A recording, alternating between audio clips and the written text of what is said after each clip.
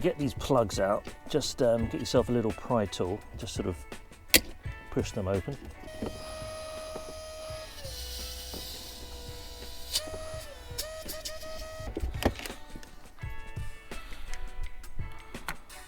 Just over here, this is a breather pipe, but actually I've connected a tube and it goes all the way out and slightly further up. Another thing to check is the actual electrical connections. I had a problem where this one side was really dirty. Here we go, pressure supply for multi-contour backrest. So let's go into that. Let's move on, 'cause it's time to move on. So I've got this little problem, albeit it's a first world problem on my Mercedes SL, my little lumbar support. The seats don't inflate as they're designed to. Now, it's never actually done it since I bought the car. I thought I got to the bottom of it. There's two pipes that I found underneath where the seat moves in and out.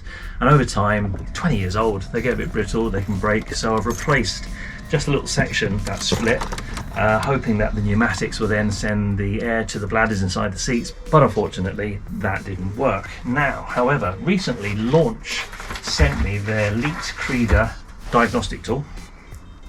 And when I plugged this in, I noticed when it did its automatic scan and talked to all the different control units that the seats actually started working.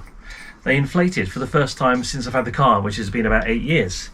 I tried to do it again, going into the pneumatic menu on this, but it just didn't do it. So I don't know what happened, I don't know how it happened, but I think they actually do work. It's just trying to work out why I can't get it to work on demand. So, enough talk, I'm going to have a look at the pneumatic system in the back and have a look at the pipes and see if I can work out why my lumbar support, my job today, isn't working. Oh, please tell me it's not going to start raining. Why is it always the way when you go and do something outside and it starts raining? Living in Scotland, huh? So, just moved my little sub, very important, the most important thing in my car. Grew up in the late 80s, early 90s, and as we all know, that was the best decade for music.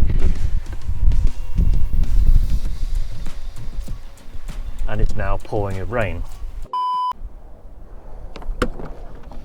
Right, I have to go and get my jacket. Fortunately, it was just a passing shower, so let's crack on. So this is the most important piece of kit in your Mercedes SL. It is your twin 8-inch JL sub with the mono JL amplifier. I'm only kidding. And it was all about the bass back in the day. Highest new entry, straight in at number 1, no messing, featuring LV. Coolio is top of the pops.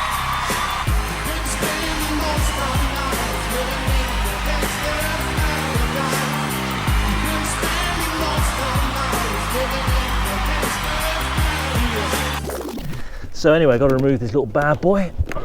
It's a bit of a tight squeeze, but it goes in.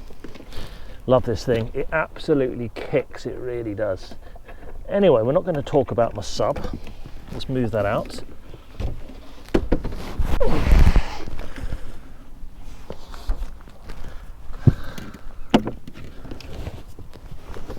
Carpet. Oh, look how rusty that's got. I can give that a little clean. I'll leave that one out and polish it. Okay, that's got a bit rusty as well, hasn't it? Why has that got so rusty? Just goes to show there's an awful lot of moisture that you can get in the boot here, so make sure you check it often. So underneath this foam here are your pumps. The top one is for your roof, the bottom one is the pneumatics for the door, central locking, and your lumbar support and all that good stuff. So the oil, there's a level on the side, by the way, just where my finger is. Just make sure it's in the right level and you've got enough oil in there. Also, if you've got problems with your roof, it's a really good idea just to have a look at the connections as well. So this is a little plug which when I bought the car was absolutely covered in verdigris and all the pins and everything were really filthy, so I gave that a good clean. And that was one of the reasons why my roof was not behaving when I bought it. Anyway, we're not going to talk about the roof today. We're just going to undo these full fixings. I'm going to lift that up. I've got my bungee cord here to lift that out of the way, and then I'm going to get to pneumatics underneath. I've done it about 50 times, so it's dead easy. Watch. This little 10 milli.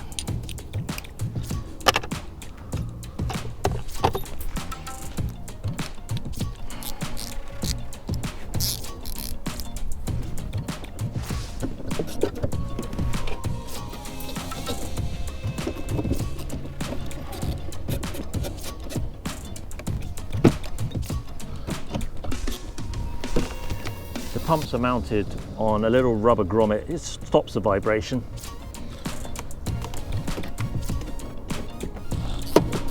Okay, with those 4 10 mils removed, you can now lift this off its mounts.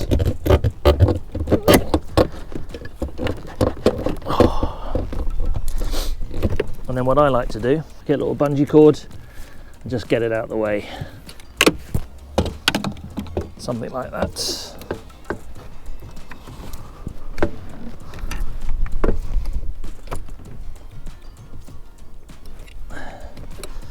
Okay, right, now remove the pump, which is got like a foam sandwich. That's nice and dry. That's always a good sign. I also wrap pump in a plastic bag just as an extra secondary bit of protection of water. Just over here, this is a breather pipe. Normally it's just open to the elements like that, but actually I've connected a tube and it goes all the way out and slightly further up, and it's above the height of the trunk area. That way, if it ever does get full, it's not going to suck in any water. That's just a little modification I did. Make sure these tubes aren't rubbing and they're not kinked, because that can give you problems. And here is the pump. So just be careful of these pump lines here. I want to access the back of the pump, that's where the connections are. Another thing to check is the actual electrical connections. I had a problem where this one side was really dirty, just here. So just make sure these plugs inside are nice and clean and dry. So looking at the back of the pump here, there's lettering that goes onto it. And the one I'm interested in is this bottom one here, which is MKL. So looking online, that looks to be the one that goes to the seats. And it's this grey pipe here.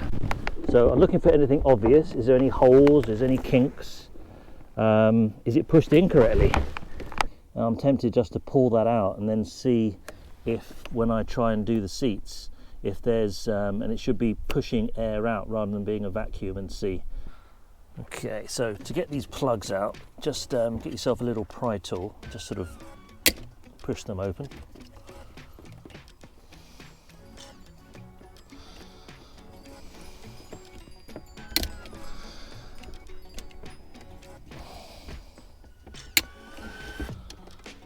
Just going to see if there's anything which is maybe jammed in there.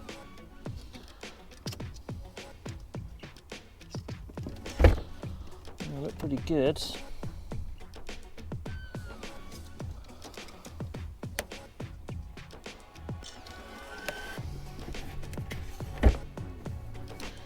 So that MKL is the one that I think is for my multi-console seats.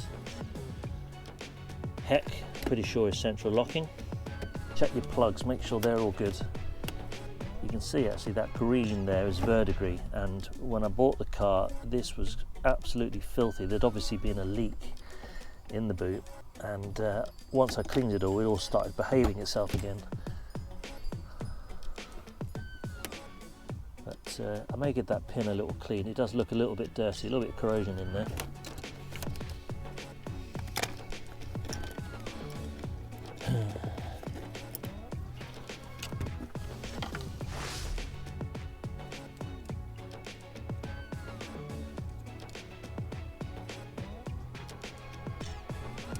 Clean those as best I can. I'm now just going to sort of just squeeze up the connections a little bit so it's a firmer connection.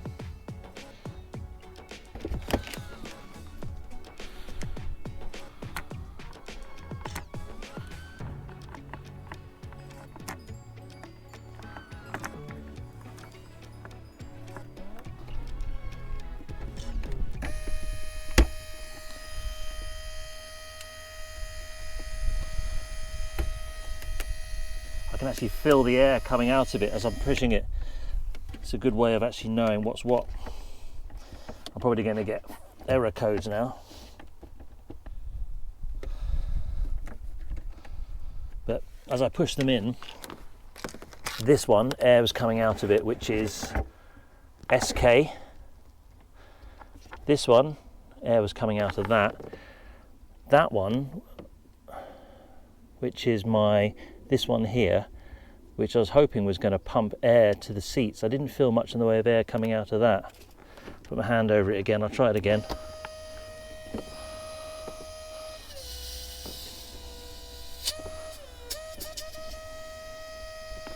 There's definitely air pumps out of this one,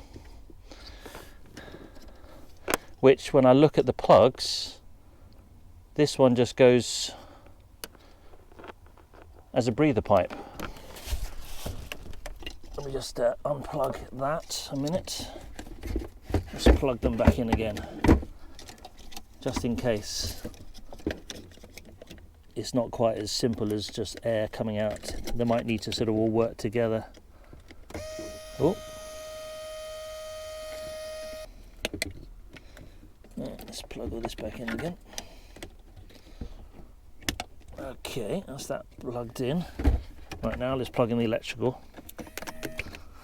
See, it's obviously, it needs all of this to work together. So I'll probably find I've got a fault now. So I put everything back together again. I'm going to plug in my diagnostic. This is the Launch Creader Elite, and it's a lovely little tool, very similar to the iCar Soft. It has a few more features though, because it's bi-directional.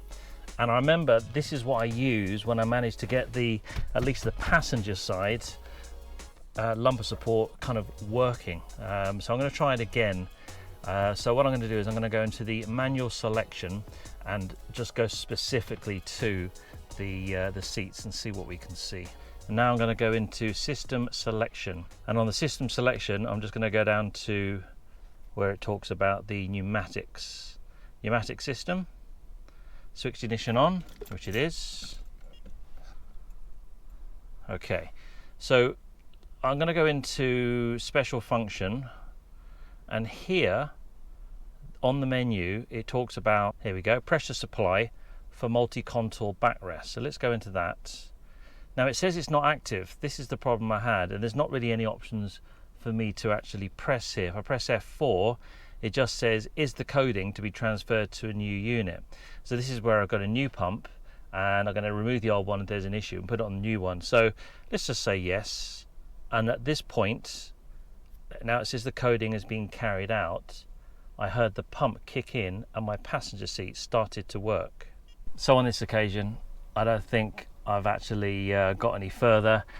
I did get it to work once. The camera was actually off and the lumbar support did work. I could hear the air when I turned the dial on my seat. There was inflating and it was de-inflating, and it seemed to be where the option that came up and it said copy the coding from the old PSE unit and then put it onto the new one. I just did it as if I was replacing it, and it all came to life, but it's not doing it again now. However, I can still do certain things like open and close the central locking exactly as it was before. So fortunately everything I've put back is as it was, and I haven't got any further issues. So for example, I've just gone into the central locking here, and if you perhaps look behind my shoulder here, when I press F3 to lock and unlock, so there we go, there's the locks pop up, and if I lock it by pressing F3, you can see that they go down. So everything's as it should, which is lovely. Likewise, if I press the lock button, it locks my armrest, and again if I press the unlock button, I can open it again. So that's a lovely little feature of the Launch. As I said, unfortunately though, I can't get my lumbar support to work. I don't want to spend too much time and effort on it. I've had the car for about 8 years and I've never really had a need. It's just one of those annoying ADHD things that I'd like it to work, just because I don't like it when I don't get how things work. That's just my engineering brain. So I'll get to the bottom of it maybe one day, but it's probably going to be something to do with the line coming from the pump and then going to the two seats there. So maybe if I'm bored one day, I'll look into it a little bit further, but I'm going to leave it alone. Anyway, appreciate the time you getting to the end of the video, and cheers for watching. First world problems, huh? First world problems. Let's move on, 'cause it's time to move on.